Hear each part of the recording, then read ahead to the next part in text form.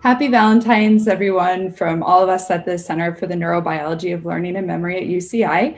My name is Sarah Kark. I'm a postdoctoral scholar, and I'm here today to express my love for my favorite brain region, the amygdala. So the amygdala is deep in the brain here. You can see it in red. And what's really interesting about the amygdala, so we have our little candies to go through, is that it's Greek for the word almond. And so the amygdala has a very long history. It was first discovered by German physiologist K.F. Burdock almost 200 years ago.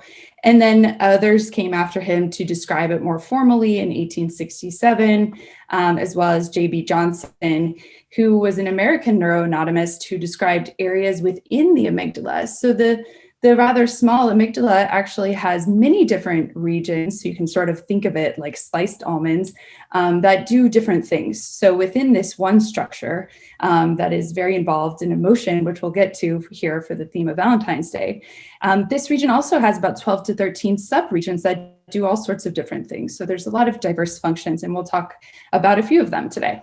One thing that the amygdala is very well known for is its involvement in our fear response and our ability to detect threat. And of course, it's very involved in your heart rate, in blood pressure, and respiration to emotional responses. Emotional responses being negative and positive, which we'll talk about in a little bit. And so one aspect, one thing that the amygdala is really necessary for is something called conditioned fear. So what do I mean by that? Let's say you remember your neighbor's dog used to hang out in the front yard. And so kind of a neutral stimulus, or maybe you even like this dog. But maybe 1 or 2 times after school, this dog chased you home and scared you to your core. So maybe later in your adult life, if you see another golden retriever sort of running at you, you might have a very strong fear response that someone else might not have because you have a conditioned fear response. And the amygdala is very involved in this process and learning this fear that you have. Similarly, sort of threat detection, let's say you're out for a hike, it's your amygdala that's going to give you a really strong response and help you jump backwards if you encounter a snake. So a really rapid response, often and amazingly before you even consciously are aware that there is a snake there. Or maybe after all, it's a stick. So one of a famous neuroscientist named Joe Ledoux once said, you're better off treating a stick as a snake than a snake as a stick, right? So your amygdala is really trying to keep you safe. So maybe sometimes it false alarms to a stick, but it's much more, evolutionarily consequential if you don't treat a snake properly and get out of there fast. So your amygdala can really give you this strong threat detection signal that keeps you safe. One interesting individual who's now in her 50s and is known as patient SM is really a fearless woman. She doesn't have an amygdala.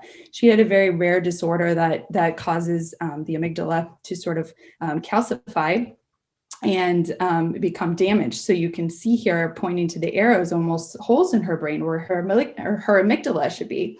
And so she's been studied for decades and taken to haunted houses and watched, all sorts of scary movies like The Ring and The Shining with really more curiosity than fear.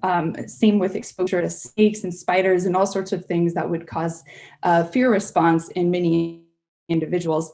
Patient SM doesn't sort of show those types of signals. One piece that's really close to my heart and a lot of work that's been done by CNLM fellows in our lab, Michael Yassa's lab, as well as CNLM fellow James McGaugh, is the impact that the amygdala can have on memory. So the amygdala really enables the ability for emotional memories to be enhanced.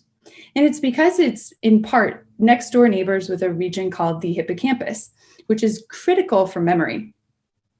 And so working together, when you experience something emotional, the amygdala augments or enhances memory traces through its interactions with the hippocampus and makes them much more vivid and long-lasting compared to sort of the more routine memories of the day. So for example, if I showed you this image of a fire, you might remember it for days and you would recognize it. Something else interesting though about the amygdala, and another way to think about memory, is maybe I show you this image, and then maybe later I show you this image and I ask you, did you see this? And you might say, yes, it looks very similar, right? And the amygdala might contribute to some of these processes. So the amygdala can also sort of contribute to memory error. You're sort of less able to sometimes discriminate between highly emotional events, and that itself might be adapted, right? Like overgeneralizing this fire or that fire and that snake might be less consequential than just saying you didn't see it at all. And so the amygdala has a really interesting and very well-known role in memory, but it continues to receive intense focus in research, how it enhances memory, what details are remembered versus lost. And so many institutions are working on this, but many studies are being spearheaded by individuals and labs at the CNLM, including the YASA lab. So if you're interested in some of these papers, you can find them at theyasalab.org. So we have an almond-shaped brain region that is very involved in fear and threat responses and your physiological reactions to emotional events. And those physiological reactions that the amygdala can enhance also enhance our memory for those events that we experience. But it's not all bad. So it's Valentine's Day, and it's always good to leave on a cheerful note. So it's important to recognize that the amygdala is also activated by positive emotions. So really it's really thought to be more involved in emotional arousal. For example, the amygdala responds to happy faces, not just fearful faces. And one of the grandfathers of psychology said that an impression may be so exciting emotionally as almost to leave a scar on the cerebral tissues. And when William James said this, it doesn't just mean strong memories like we just talked about for a car accident or the Challenger explosion, but also really happy memories with other people or wedding days or birthdays. These special events are privileged in memory and maintained over long periods of time, as compared to just, going to the grocery store, for example. So as James McGaugh from UCI and others have pointed out, emotional arousal helps us to remember really what is significant.